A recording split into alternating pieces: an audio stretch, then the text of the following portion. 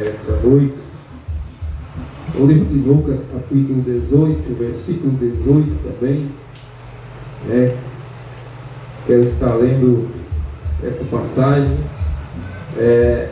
que fala sobre um jovem, um jovem rico, que ele faz uma pergunta muito importante, né, para o Senhor Jesus. Diz assim a palavra do Senhor em Lucas, Evangelho segundo escreveu Lucas, capítulo 18, versículo 18. E perguntou-lhe um certo príncipe, dizendo: Ó mestre, que hei de fazer para herdar a vida eterna? Jesus lhe disse: Por que me chamas bom? Ninguém há bom senão que é Deus. Versículo 20.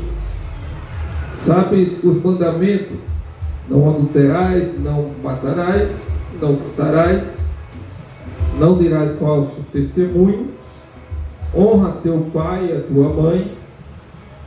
E disse-lhe: todas essas coisas tenho observado desde minha mocidade. E quando Jesus ouviu isto, disse-lhe: ainda te falta uma coisa. Vende tudo quanto tem, reparte entre os pobres, e terás um tesouro no céu. Vem e segue-me. E ele ouvindo isto, ficou muito triste, porque era muito rico. E vendo que Jesus lhe ficara muito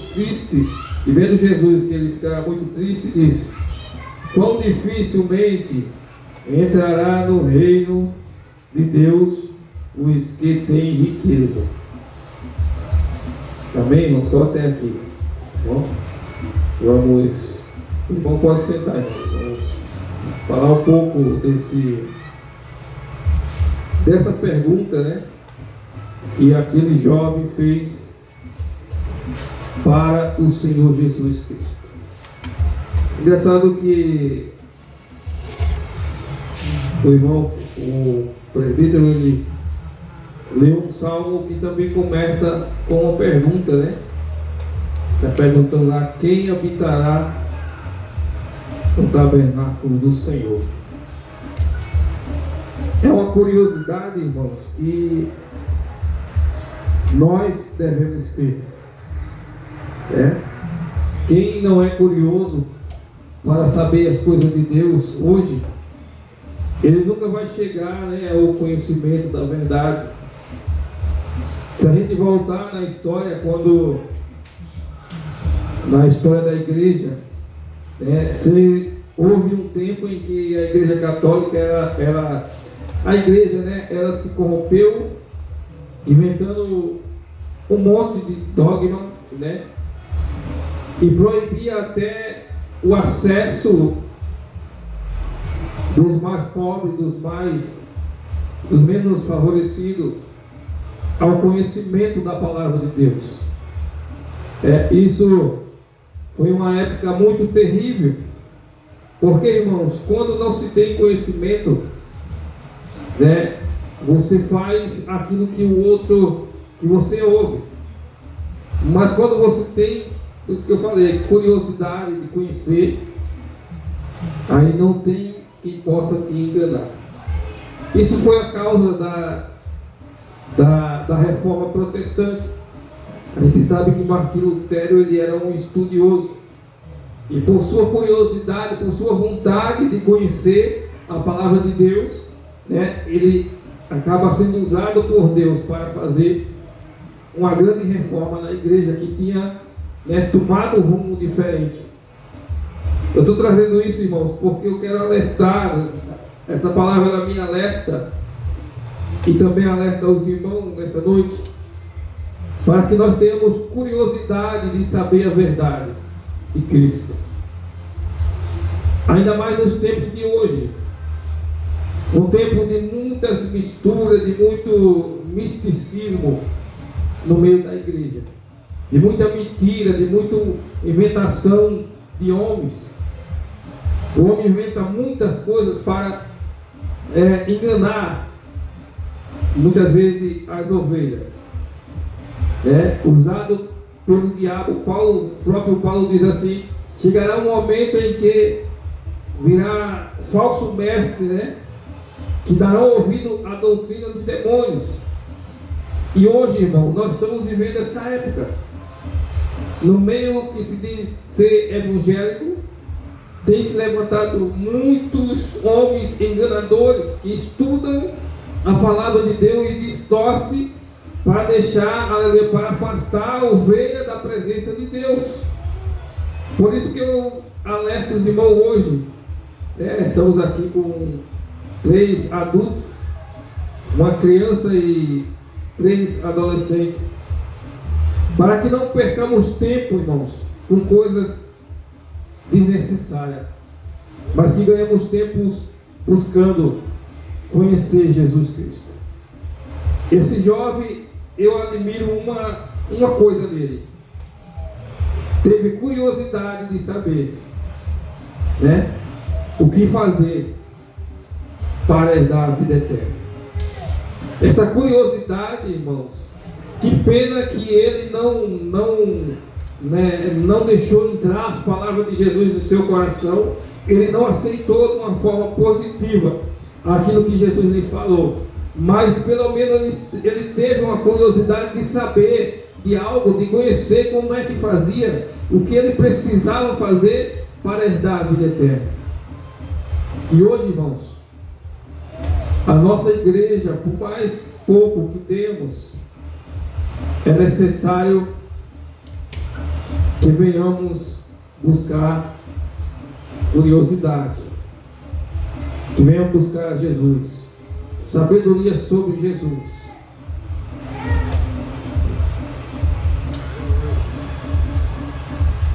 A irmã precisa de alguma ajuda?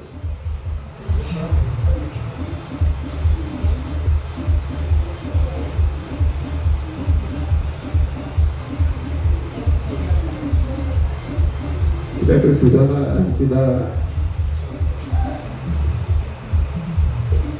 Glória a Deus, aleluia. Então, como eu estava falando, é necessário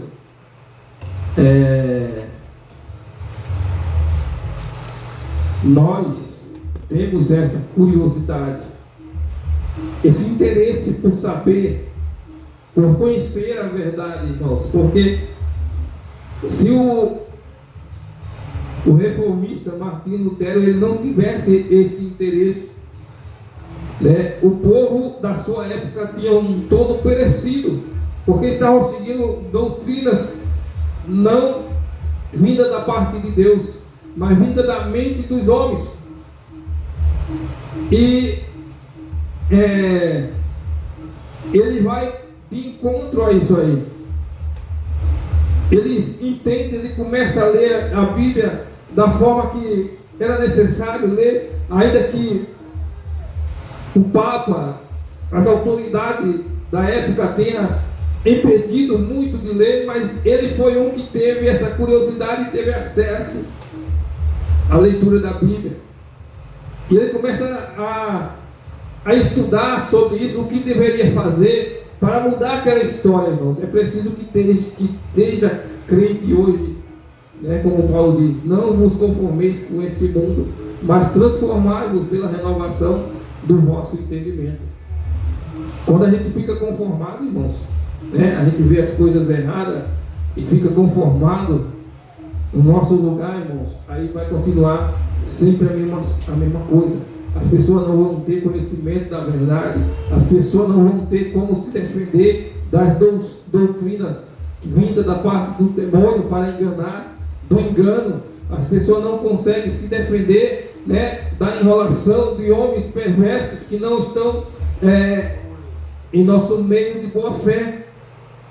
Mas voltando, irmão, para o texto, ele pergunta, para mim, a pergunta mais importante que um homem pode fazer para Jesus, ou pode ser feita para si mesmo, nos dias de hoje: o que é que eu posso fazer para herdar a vida eterna? Logo, quando faremos essa pergunta, temos que ter curiosidade para buscar instruções, para buscar ensinamento do que eu e você precisa fazer. Irmãos, eu parei aqui porque a pessoa entra, né, e a gente vê que está precisando de ajuda, a gente tem que dar atenção, né, à pessoa, porque a gente não pode deixar passar, porque a gente sabe que a urgência de Jesus é dar, né, suprir a necessidade do ser humano. A pregação a gente continua, a gente vai ter mais tempo, mas quando uma pessoa chega necessitada, né, Jesus, quando alguém chegava necessitado diante dele, ele atendia, né, de maneira rápida. Assim foi com o Bartimeu, assim foi com aquela mulher do fluxo de sangue. Quando ela chegou, ele disse: alguém me tocou, alguém precisa de algo, alguém precisa ser curado, né? Tem alguém me chamando, traz ele. Então essa é a atitude de Jesus, irmão. Então é por isso que eu perguntei, porque não é normal. Então eu não posso ficar, né, aqui pregando e a pessoa precisando de ajuda. Primeiro, a necessidade. Eu vou contar uma história que aconteceu com Davi, né? Davi, ele estava numa guerra, na batalha, né? E faltou pão para os homens comer. Tinha só o pão dos sacerdotes, né? Davi podia dizer: não, mas ali é o sagrado. Não, mas Davi, o que Davi fez? Se é o que tem, né, é a necessidade deles, eles estão com fome, tem que matar primeiro a fome dele. Então a Bíblia, ela nos ensina assim, a suprir primeiro a necessidade presente. Glória seja dada no nome santo do Senhor. Mas vamos voltar, irmãos, para a pregação, né, que fala desse jovem, um jovem que ele foi até Jesus, né? E a Bíblia diz que ele pergunta o que poderia fazer, né, para herdar a vida eterna. O que ele de fazer para herdar a vida eterna? Uma das coisas, irmãos, que me chama a atenção também na vida desse jovem é que ele sabia, né? Coisa muito importante é o homem saber que existe vida eterna e que existe condenação. Ele sabia. Se ele perguntou, é porque ele sabia. Glória seja dada no nome santo do Senhor.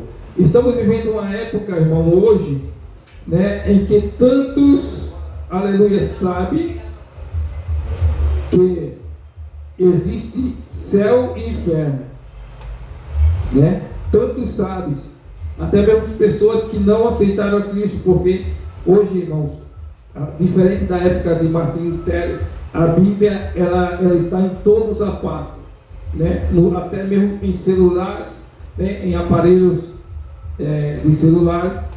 Quem hoje, qual é o lar hoje? Dificilmente você acha uma casa que não tenha, né, uma Bíblia expressa em sua casa. Então, o conhecimento da vida eterna, o conhecimento de que existe inferno, céu e inferno, está, né, em todo lugar.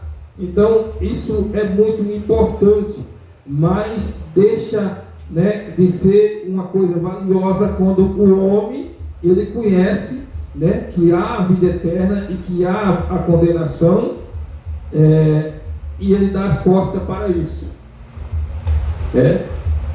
Eu, certo dia, falei com uma pessoa de Jesus, e a pessoa disse assim: o meu irmão, ele não quer saber de Jesus. Ele disse que quando aconteceu o juízo final, se Deus chamar ele para o juízo final, ele não vai, e também não vai para o inferno. Se Deus quiser levar ele para o céu, ele não vai. Se o diabo quiser levar para o inferno, não vai. Eu disse assim: aí não é ele que decide. Ele vai decidir. Se ele aceitar Jesus, ele vai decidir que vai para o céu. Mas decidir se não ir para o inferno, quando você dá as costas para Jesus, você já decidiu para onde você quer ir. Quando você não quer ir para o céu, você já decidiu para onde você quer ir. Então eu falei isso para ele. Para ir para o inferno não é nós que decidimos se vai ou não. O diabo, ele vai tentar de todas as formas fazer com que eu e você vá para lá. Porque a gente vem errar, sair do caminho do Senhor e ir para lá, né? Mas quando você decide aceitar a Cristo, aí ele não pode mais decidir por você. Foi o que aconteceu aqui na vida desse jovem. Jesus jogou a decisão nas mãos dele. Como ele não decidiu por Cristo, então não precisa abrir a boca e dizer que quer ir para o outro lado, porque ele já vai. Não tem meio termo, não tem um lugar no meio onde vai ficar o ser humano, no meio do céu e no meio do inferno. É um lado ou o outro, né? Mas vamos voltar para o jovem rico. A pergunta que ele fez: o que fazer? E outra coisa que me chamou a atenção, ele sabia que um caminho ia dar na vida eterna e outro caminho na condenação eterna. Então, nós estamos vivendo, irmão, no meio de uma geração que não é inocente, é uma geração que está em plena consciência do que está fazendo. Isso é terrível, né? Jesus disse que os ninivitas, eles se levantariam e julgariam aquela geração em que Jesus estava vivendo. Os ninivitas, irmãos, pessoas que praticaram grandes atrocidades, mas que se arrependeram com a pregação de Jonas. Glória seja dado o nome santo do Senhor. Jesus disse: aquela geração dos ninivitas, elas vão se levantar e vão julgar essa geração, vão ter mais bênção de Deus do que essa geração, porque Jonas só pregou e eles acreditaram. E essa geração que eu estou vivendo, fazendo milagre, ela está vendo o cumprimento de grandes promessas, mas elas não acreditam. Por isso que Jesus disse: haverá mais castigo para essa geração do que a geração dos ninivitas da época de Jonas. E para essa de hoje, irmãos, haverá muito mais do que para aquela geração de Jesus. Por quê, irmãos? Porque estamos numa geração que está ciente, em plena consciência, pecando. Aquele jovem, ele sabia, ele tinha plena consciência de que era necessário trilhar um caminho, aleluia, para chegar à vida eterna, mas ele não quis. E hoje, irmãos, a consciência do ser humano, ela é mais esclarecida ainda do que daquele jovem. Por quê, irmãos?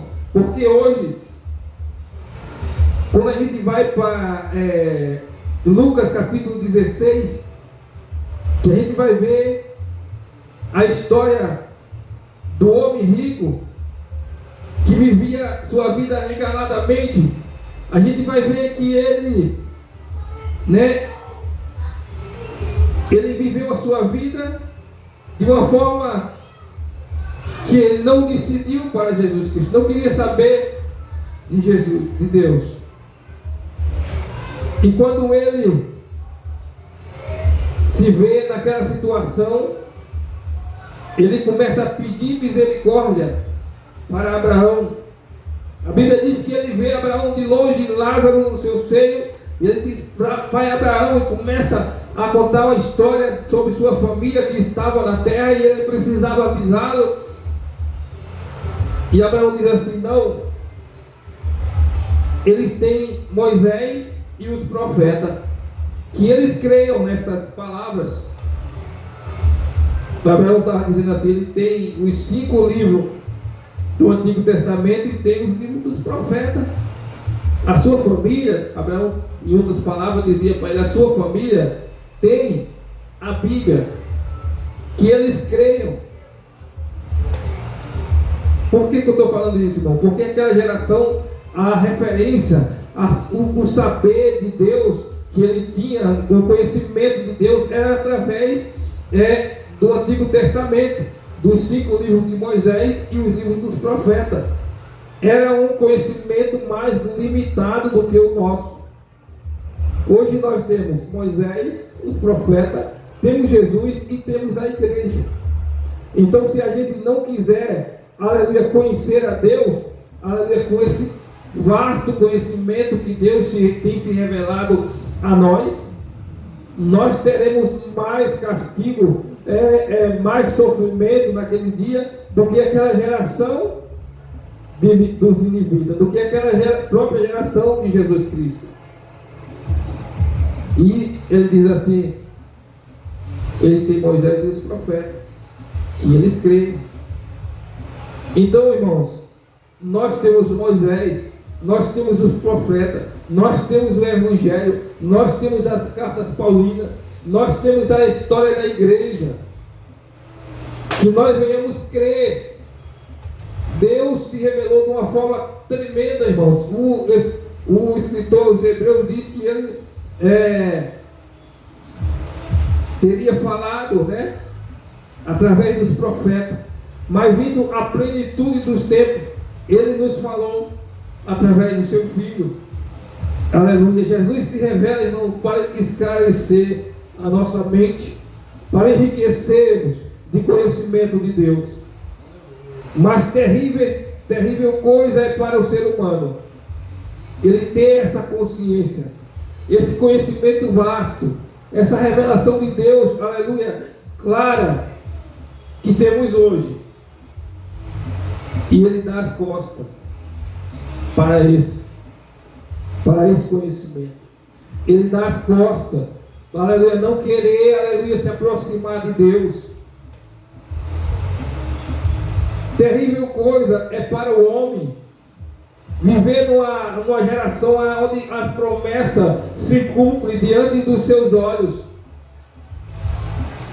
Jesus disse assim: haverá fome, haverá peste, guerra, terremoto em vários lugares, e haverá pai contra filho, filho contra pai, nação contra nação, reino contra reino. O profeta Daniel diz assim: nos últimos tempos a ciência se multiplicará. Se você voltar 50 anos atrás, o mundo ele era um mundo atrasado. Lugares não tinham sequer uma lâmpada. Lugares que a notícia para chegar demorava meses e meses para você fazer uma comunicação com o seu parente distante. Era uma burocracia tremenda, era uma dificuldade tremenda. É só você voltar, não 50 anos, mas há 30, 35 anos atrás, essa dificuldade existia. Mas o profeta Daniel, ele diz assim: nos últimos dias a ciência se multiplicará. E hoje o que nós vimos, irmãos, um salto enorme da ciência. O conhecimento está em nossas mãos, numa tela de celular, o conhecimento está numa tela de TV, o conhecimento está em todos os lugares. A ciência se ha multiplicado de uma forma espantosa, onde muitos olham assim e diz: como que pode acontecer? Todos os dias as coisas mudam, o homem adquire mais conhecimento, mais e mais. A ciência realmente está se multiplicando. Os filhos estão contra os pais, as nações se levantando uma contra a outra. De vez em quando, instante em instante, estouram guerras e guerras, terremotos, catástrofes acontecendo a todo momento. Essa geração é uma geração, aleluia, que está vivendo as promessas se cumprindo, está vendo as promessas se cumprindo diante dos seus olhos, mas a insensibilidade do seu coração, a dureza do seu coração não deixa com que ele se dobre diante do Senhor. É uma geração que vai ser castigada, que o juízo vai vir sobre eles e vai, aleluia, castigado de uma forma na qual outra geração jamais vai ser castigada. Porque, irmãos, Jesus diz assim: quanto mais é dado, mais é cobrado. Jesus nos deu mais conhecimento. Deus se revelou mais a nós do que as gerações passadas. Então é justo que Ele cobre, aleluia, naquele grande dia, mais de quem mais foi revelado, de quem mais foi dado, Ele vai cobrar mais. Glória seja dada no nome do Senhor. Eu estou pregando aqui, mas eu sei que tem gente, irmãos. Esse microfone, ele alcança as pessoas que têm vivido, aleluia, têm sentido o chamado de Deus, aleluia, no seu coração, mas tem, aleluia, não quer dar o braço a torcer, não quer aceitar, não quer, aleluia, viver obedecendo às regras do Evangelho.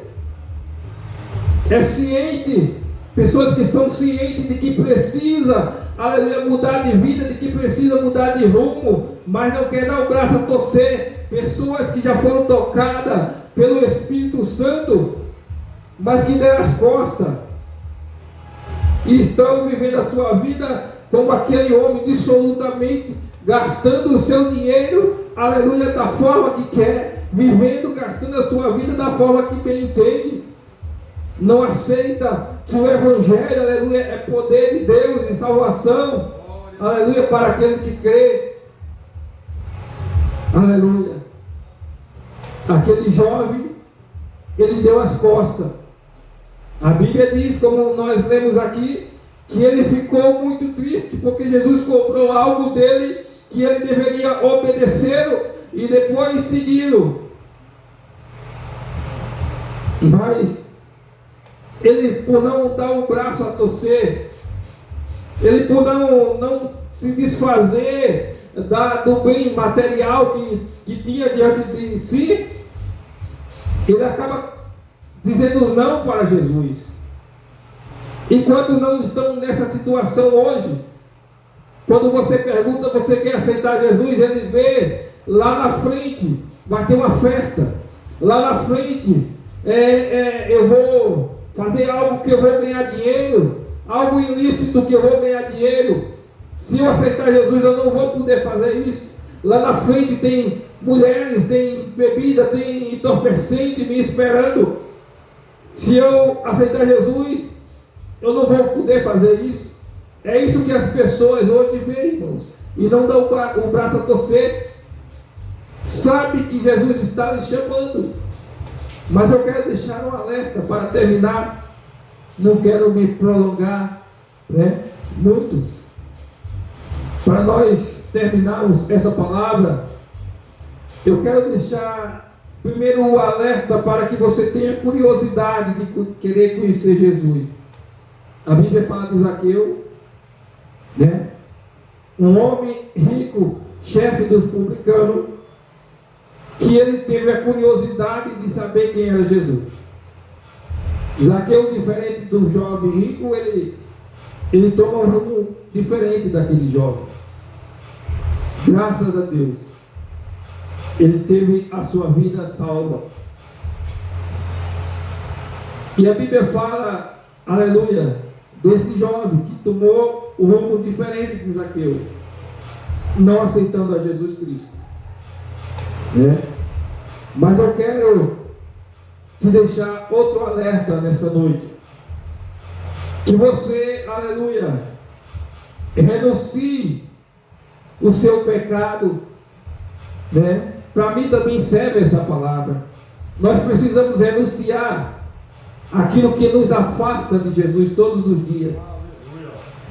Mas que você que ainda não se decidiu por viver no Evangelho de Cristo, renuncie o seu pecado o mais rápido possível. Em 1 Coríntios capítulo 15, onde o jovem fez a leitura, fala que no momento, em um abrir e fechar de olhos, aleluia, vai acontecer algo muito importante, o acontecimento mais importante na história da igreja do Senhor, que é o arrebatamento da igreja. E você, amados, que ainda não se decidiu, está correndo um grande perigo, porque a Bíblia diz que é no momento no abrir e fechar de olhos. Aleluia. Não haverá tempo para dizer assim: espere por mim. Não haverá tempo para dizer: mãe, ore por mim. Porque a Bíblia diz que ele raiará nas nuvens com a voz, aleluia, do arcanjo, com o som de trombeta, e fará aquele ajuntamento dos seus escolhidos. Isso, irmãos, é em questão de segundo, porque Jesus pode fazer. Na época de Noé, não caía chuva, mas Jesus fez cair o dilúvio. Jesus arrebatou Elias, Jesus arrebatou Enoque, já dando uma demonstração de como vai ser, aleluia, o dia do arrebatamento da igreja. É rápido. Se Eliseu tivesse fechado o olho um pouquinho, ele não teria visto Elias subir. E a Bíblia diz que Enoque andou com Deus e não se viu mais. A sua família, quando procurou, não achou mais. Aleluia. O seu filho, quando chegou em casa e disse assim: eu vou agora conversar com meu papai, ele não achou mais Enoque. A sua esposa, aleluia, quando chegou em casa e disse: agora eu vou descansar com meu marido, não achou mais Enoque. Assim será no dia do arrebatamento da igreja. Muitos vão chegar em casa, muitas vezes, talvez de uma balada, talvez de uma festa, talvez do trabalho, e vai dizer: agora eu vou dar um beijo nos meus filhos, eu vou abraçar minha esposa, eu vou abraçar o meu marido, mas não vai ter mais essa oportunidade. Glória a Deus, porque aconteceu o arrebatamento. E vamos sair de um lado para o outro, e a Bíblia diz que será, aleluia, dias difíceis para aqueles que ficarem. Será dia de destruição, será dia de caos, o caos vai se instalar sobre a terra. Aleluia. E você está correndo risco, você está correndo perigo, aleluia, de ficar nesse dia, nesse caos, nessa dificuldade, nessa tribulação que vai se instalar sobre a terra.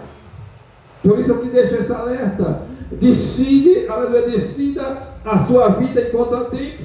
Decida enquanto você está vivo, enquanto você está respirando. Porque depois que fechar os olhos, aleluia, a Bíblia diz que segue-se o juízo. Aquele jovem decidiu pro lado errado, mas decidiu. Zaqueu decidiu pro lado certo. E você? Qual é a sua decisão? A cada respirar, a cada, aleluia, respirar que você dá, é uma oportunidade que Deus te dá para se decidir. Enquanto o ar está entrando no seu nariz, né? Quando você está respirando, é uma oportunidade que Deus te dá para decidir. Amém? Que Deus possa nos abençoar com esta palavra. E que nós possamos ser firmes e constantes e sempre abundantes na obra do Senhor, porque o nosso trabalho no Senhor não é vão. Amém. Glória a Deus. Eu me sinto abençoado. Aleluia. Jesus é bom. Porque o jovem não quis. Mas quando Jesus disse para Pedro lá: Pedro, larga tudo e venha. Eles tinham pescado 2 barcos grandes cheios de peixe. Deixou tudo.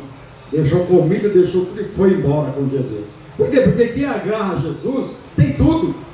Só em ele meditar que Jesus mandou ele jogar a rede no lugar fundo. Ele já tinha pescado a noite toda e não pegou nada. E ele jogou e trouxe 2 barcos cheios de peixe, a rede furada, vazando peixe. Quanto mais saía, mais entrava. Ele acompanhou aquele homem que ele sabia que para ele nunca ia faltar mais nada. Glória a Deus. São 66 livros, 1189 capítulos, 30 51.102 versículos. É a Bíblia Sagrada. Uma das partes mais importantes aqui na Bíblia não consta nela, não está nela. É o que o irmão falou. Lutero, Agostinho de Hipona, João Wesley, são homens que lutaram contra a indulgência católica, brigaram para levar a palavra de Jesus e não se encontra na Bíblia. Foi a época que os cristãos mais morreram, queimados, enforcados, por causa do nome do Senhor Jesus Cristo. Até a libertação, até os pecados eram pagos nessa época. E Lutero, Agostinho de Hipona, João Wesley, esse era um dos três principais, mas ainda tinha mais. Lá na Inglaterra, nos Estados Unidos, ainda tinha muito mais gente que lutava por essa reforma. E o povo, os crentes morriam. Já pensou, irmão, hoje, que nem o irmão falou, hoje a gente sai e prega o evangelho em qualquer lugar. Em qualquer lugar tem uma igreja. Naquela época não tinha. A Bíblia não tinha. Quem dirigia a Bíblia era o Papa que dirigia a Bíblia. Ele falava o que ele queria. Ele lia em latim e ninguém entendia. Porque tudo era escrito em grego. Grego de Jesus para frente e para trás era hebraico. Ninguém entendia nada, então eles faziam o que queriam. Então, Lutero, vendo aquilo, foi o piano, fez o seu livrinho, pegava uma folhinha e reunia com o povo. Quando eles descobriram o que acontecia, fogueira, matava tudo. Hoje está facílimo para pregar o evangelho e ninguém vem. Antigamente era difícil e o povo ia atrás. Por quê? Porque a tecnologia, que meu irmão falou, cresceu muito, cresceu demais. Então, por hoje está em casa ele vê pela televisão tudo, ele entra no Instagram, vê tudo. Então, para que eu vou para a igreja? Certo? Ele está vendo tudo lá, então isso aí vai falecendo, mas está escrito também na Bíblia. Ainda bem que não é todos, né? Ainda bem que ele fala que no finais do tempo o amor de muitos esfriará. Pior é se ele colocasse assim: no finais do tempo o amor de todos esfriará. E sim, não, porque o nosso amor ainda continua firme, agarrado, querendo se agarrar em Jesus e procurar a nossa salvação, para que naquele dia do vai embora. Amém? Amado Deus, eterno, poderoso e grandioso Pai, em teu nome, Jesus, muito obrigado por mais essa noite em tua presença. Agradecemos a ti, Senhor, pela palavra que foi dita através do teu servo, guiado pelo Espírito Santo. Abençoa cada um, levando para nossas casas e para nosso lar. Jesus, cremos e temos certeza que o Senhor já nos abençoou e a vitória é certa em teu nome. Amém, Jesus. Se o Senhor é meu pastor, abençoando Deus, essa igreja está orando, poder e a graça do nosso Senhor Salvador Jesus Cristo e a comunhão de Deus nosso Pai, e juntamente com o Espírito Santo, esteja que todos possam dizer: vão em paz, que Deus nos abençoe, irmãos.